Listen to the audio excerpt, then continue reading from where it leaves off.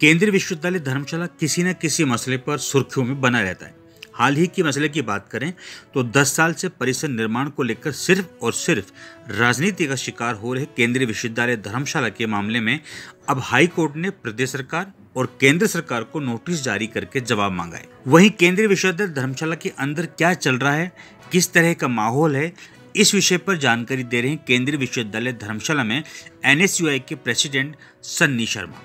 Sir, ये जो माननीय हाई कोर्ट ने अभी जो पिछले कल जो न्यूज़पेपर में दिया था, जो 10 साल से हमारा कैंपस नहीं बन पा रहा है, इसमें कहीं ना कहीं जैसे हाई कोर्ट के अनुसार जो बताया कि राजनीति हो रही है, वो सच में राजनीति हो रही है।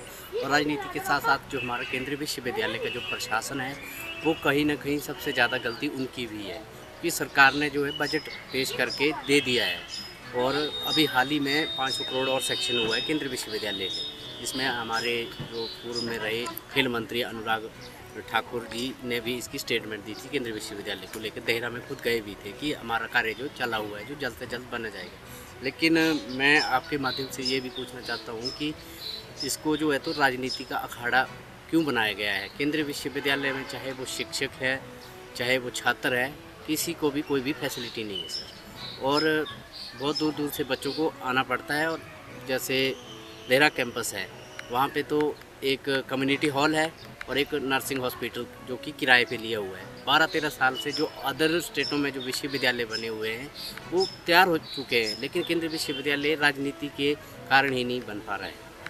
सर, कई बहुत सारे क्राइसिस हो सकते हैं, इकोनॉमिक क्राइसिस वगैरह भी हो सकते हैं, लेकिन माननीय मुख्यमंत्री जी ने पीछे बताया भी था इसको लेके कि जल्द से जो पैसा जो है जमा कर दिया जाएगा। और इसमें जो हमारे प्रशासनिक सबसे ज़्यादा कमियां हैं, जैसे कि वाइस चांसलर है और रजिस्ट्रार की पोस्ट जो है पिछले कई वर्षों से जो है तो फिल अप नहीं की गई है।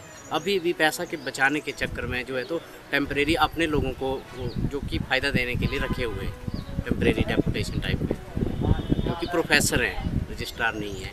और क्या बोलते नॉन टीचिंग की मैं आपको बताना चाहता हूँ।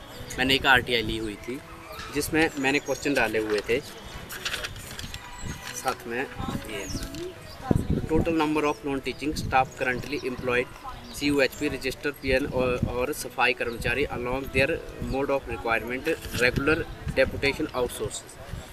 और उसके बाद सेकंड क्वेश्चन था मेरा, since the establish of the university how many times CUHP released notification for the requirement of non-teaching staff, kindly provide a copy requirement notification issues।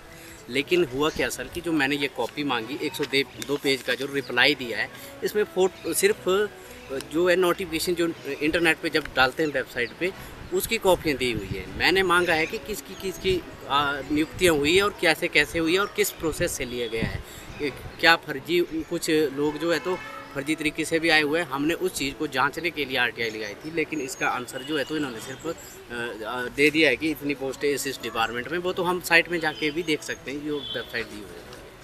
तो कहीं ना कहीं ये भी एक भ्रष्टाचार की ओर इशारा कर रहा है, जो केंद्रीय विश्वविद्यालय में कई दिनों से जो अब एक ही विचारधारा को लेके जो है तो कार्य किया जा रहा है। और हमने एक अभी हाल ही में सर पीछे PhD की जो एडमिशन हुई थी, उसमें जो धांधलियाँ हुई थी, उसकी भी एक रिपोर्ट मांगी थी कि उसका हमें जवाब दिया जाए कि किस तरह से किसकी एडमिशन हुई। जैसे JRF के बच्चों की नहीं हुई, NET के नहीं हुई, और बहुत सारी जो फर्जी एडमिशन हुई, उसके लिए मैंने RTI भी ली थी। उसके RTI के जवाब में भी जो मेरी अपनी खुद की भी थी, उसमें 2-2 मार्क्स लगाए गए हैं, और जिसकी मैंने रिसर्च कॉपी के लिए भी एक अपील की, जिसका अभी जवाब नहीं मिला है।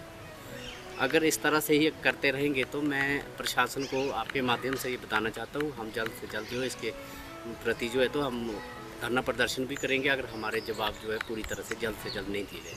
सर, मैं यही कहना चाहूँगा कि जो हमारे माननीय कुलपति जी हैं, वो अभी नए प्रोफेसरों की जो नियुक्तियां कर रहे हैं, वो कहीं ना कहीं यही देखा जा रहा है कि अपने लोगों को भरने के लिए नियुक्तियाँ की जा रही है। जबकि सर, मैं एग्जांपल के थ्रू आपको बताना चाहता हूँ कि एक डिपार्टमेंट में लगभग 30 या 35 स्टूडेंट होते हैं, तो लगभग 2 या 3 प्रोफेसर बहुत होते हैं। मैं नहीं कहता कि जितनी ज़रूरत होती है वो भरनी पड़ती है, लेकिन अभी जब हमारे पास कैंपस नहीं है, बैठने के लिए एक PN को जगह नहीं है, तो प्रोफेसरों को भरा जा रहा है।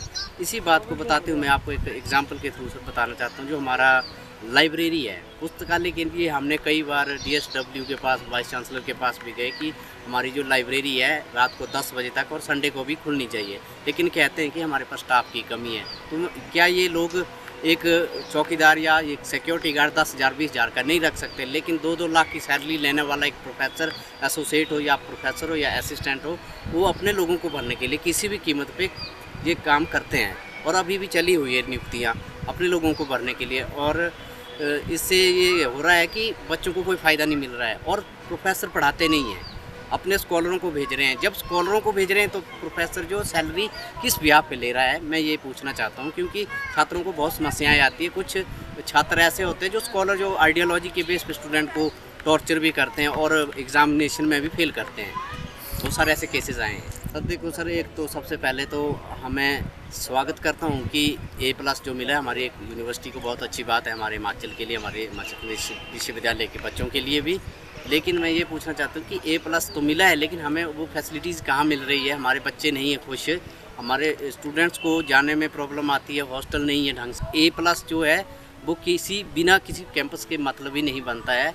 और इसके 1-2 यूनिवर्सिटी के मैंने जो पिछली प्रेस कॉन्फ्रेंस करवाई थी उसमें बताया भी था, 2-3 यूनिवर्सिटीज़ में ये केसेस पाए गए और जिसमें 2-4 प्रोफेसर और एक वाइस चांसलर भी पकड़ा गया और 36 लाख के आसपास जो है तो जुर्माना भी पड़ा। तो मैं उनके माध्यम से ये बताना चाहता हूँ कि केंद्र सरकार भी और राज्य सरकार के शिक्षा मंत्रियों से भी ये मांग करता हूं कि जल्द से जल्द केंद्रीय विश्वविद्यालय में भी जांच की जाए कि आपने क्या सोच के जो है तो NAAC की एक टीम जो आई थी A+ के लिए, क्या सोच के उन्होंने ग्रेड को दिया है, ये A+ दिया है।